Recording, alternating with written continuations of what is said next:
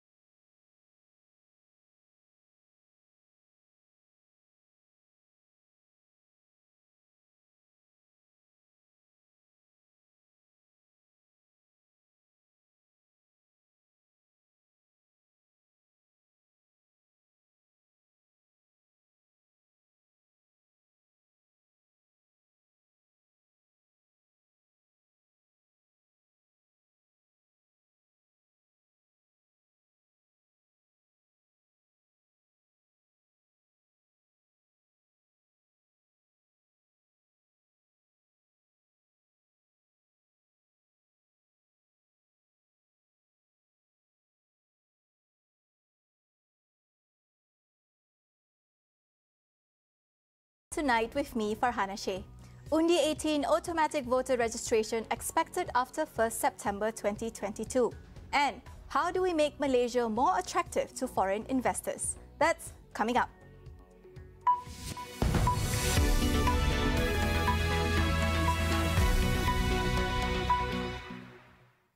Undi 18 and voter registration will not be implemented this year as scheduled, according to the Election Commission. The delay was partly due to the COVID-19 pandemic, which affected its initial preparations. The EC in a statement said it is committed to implementing the Undi 18 and automatic voter registrations that was approved in Parliament for the 15th general election in 2023. Preparations towards this goal have been ongoing, but with the current pandemic and MCOs, preparations have been interrupted. As such, the initiatives can only be implemented after September 1st, 2022, after taking into account the obstacles faced.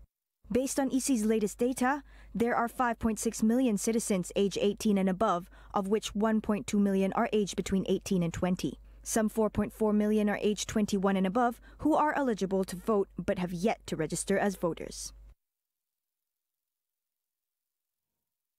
The government will prioritize frontline workers in crucial economic sectors for COVID-19 inoculation. According to Vaccine Minister Khairi Jamaluddin, the COVID-19 Immunisation Task Force is looking at sectors like manufacturing, construction, aviation, oil and gas and front-facing economic sectors, including teachers, to be prioritized under Phase 2 of the national rollout that starts next month. Malaysians living in Johor who need to commute daily to Singapore for work may also be prioritized for vaccination to reopen the southern border. Khairi said the matter was allowed as registration for the second phase, comprising senior citizens and high-risk groups with chronic diseases, was not full. So the committee decided to give priority to other categories. He said the new groups of recipients for the second phase of COVID-19 vaccination will be announced on Monday. The government is considering granting certain leeways to Malaysians fully vaccinated against COVID-19. Khairi Jamaluddin said freedoms such as travelling interstate or abroad for those fully vaccinated could be possible as soon as more people get vaccinated in the second phase. He also did not rule out less stringent quarantine arrangement. For instance, those fully vaccinated who go abroad may not have to be quarantined when they return. In an interview with health portal Code Blue, Khairi added he can only make a case for such liberties when more of the general population are allowed to be vaccinated.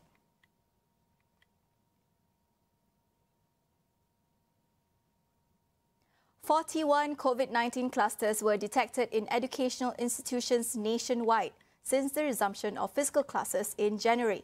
Health Director General Tan Sri Dr. Nur Hisham Abdullah said 15 of these clusters were detected in institutions of higher education.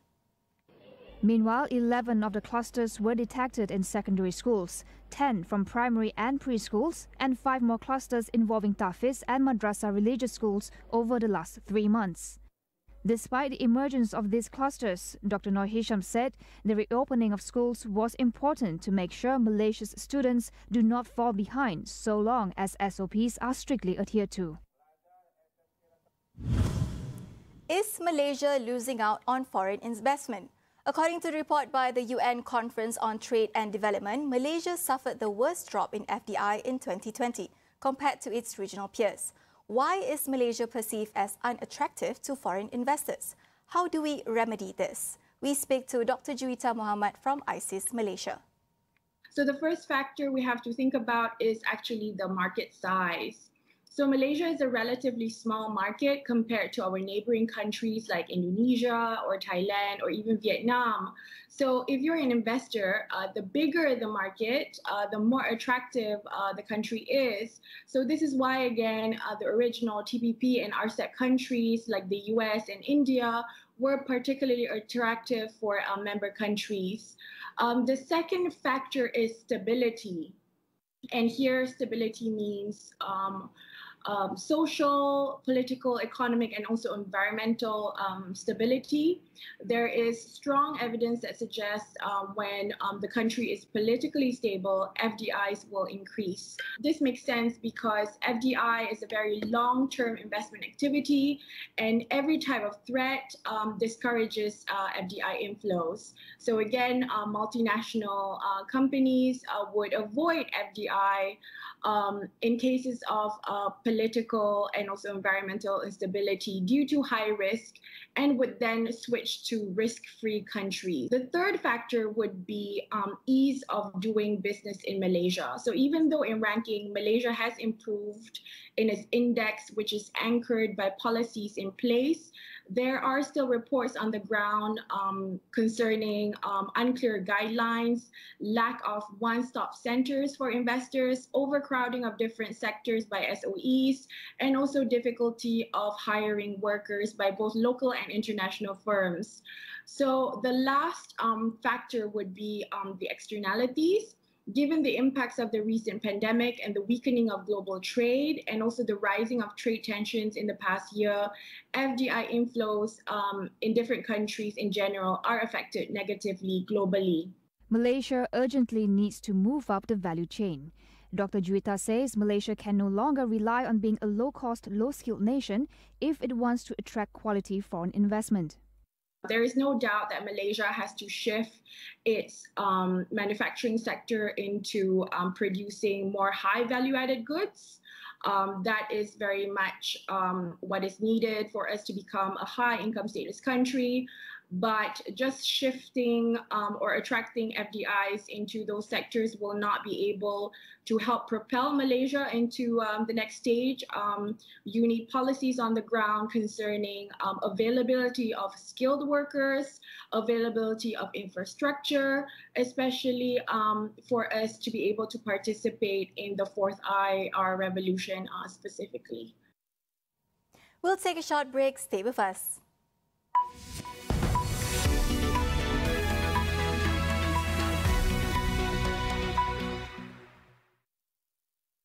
Mampukah rangkaian anda memperkasa organisasi anda bertindak dalam masa nyata? Dengan rangkaian berprogram Maxis, penuhi permintaan perniagaan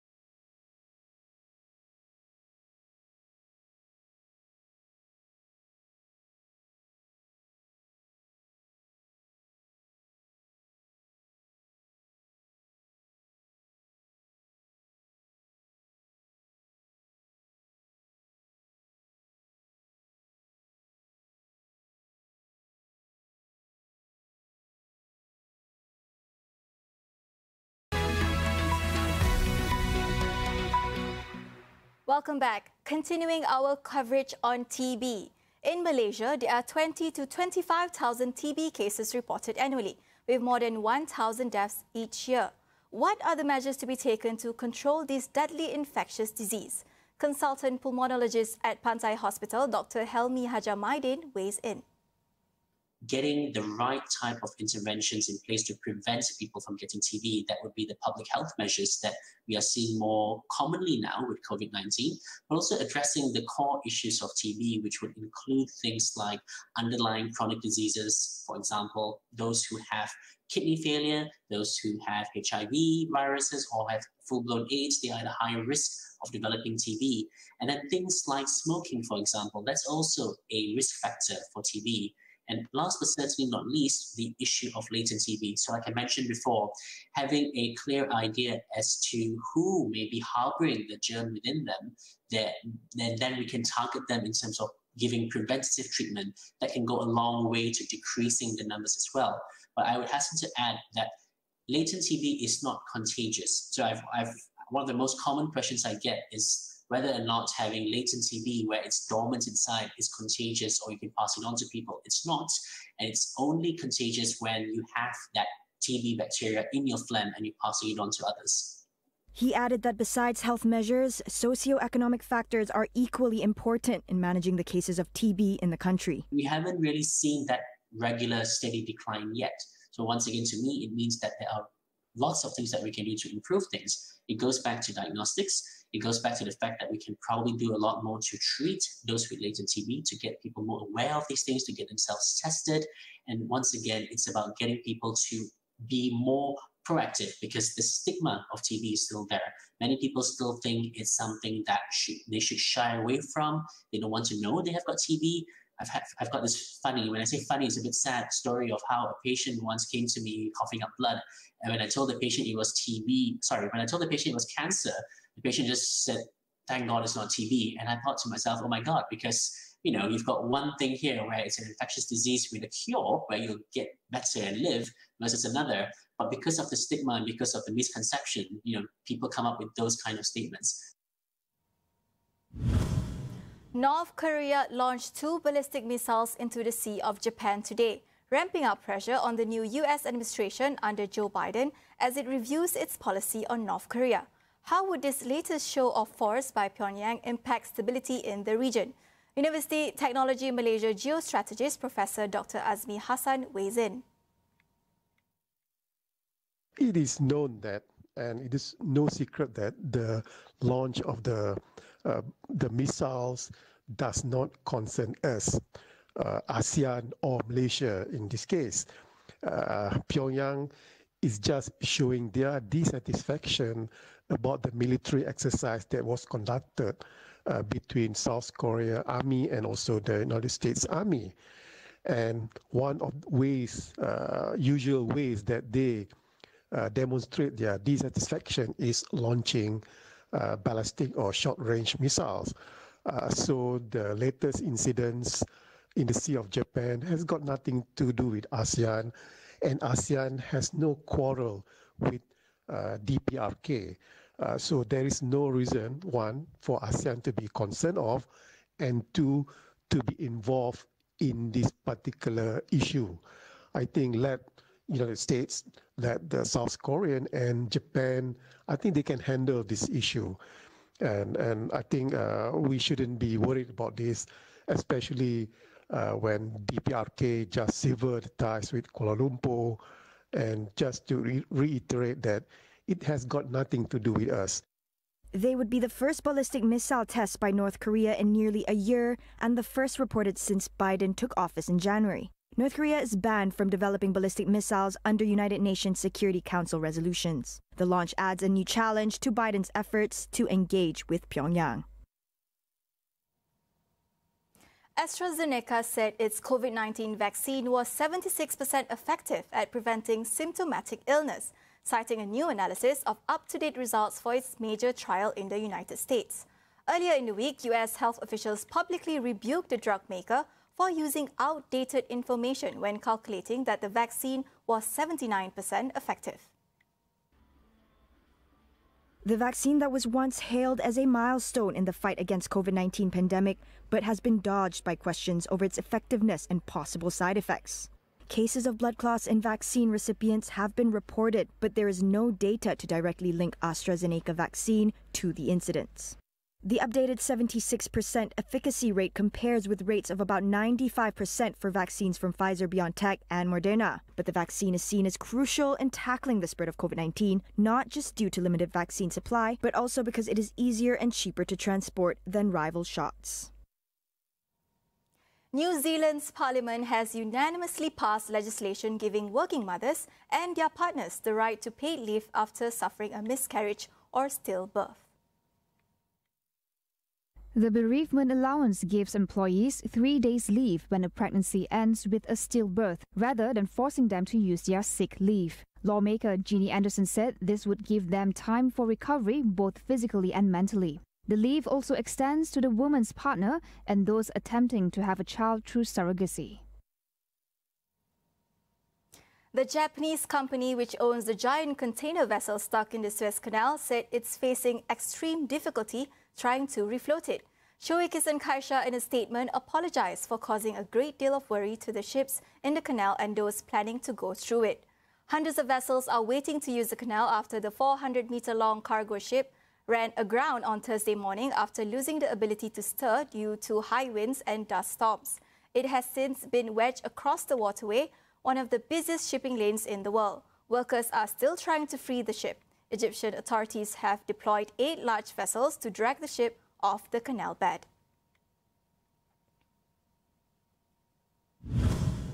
Is Pemekasa the 6th COVID-19 economic relief package in 1 year, hitting the mark in terms of the types of assistance? Tonight on Consider This, we ask our panelists how best to assess the impact of these initiatives. That is all we have for you on AWANI tonight. Get the latest news update on COVID-19 and COVID-19 vaccines from astroawani.com and Astro Awani app. I'm Farhana Sheikh. We'll see you tomorrow.